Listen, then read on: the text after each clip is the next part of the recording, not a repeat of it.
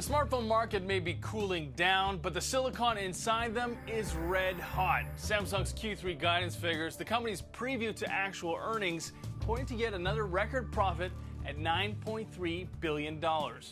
However, if we look at that data in terms of year-on-year percentage growth, this is actually the slowest pace we've seen in about 2 years.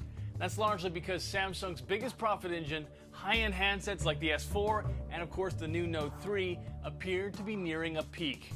Worse, its half-baked Galaxy Gear smartwatch.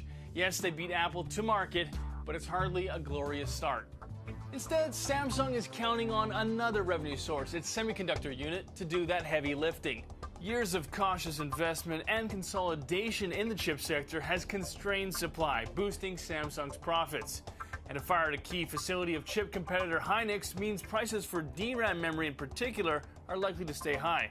Samsung's also raking in the cash supplying chips for Apple's latest iPhones, that contract continuing despite the bitter mobile rivalry between the two firms.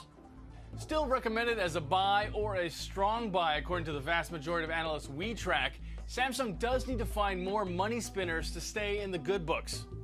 The firm is searching. It earmarked an extra $100 million for Silicon Valley venture capital investments earlier this year, but VC does typically take years to bear fruit, if at all.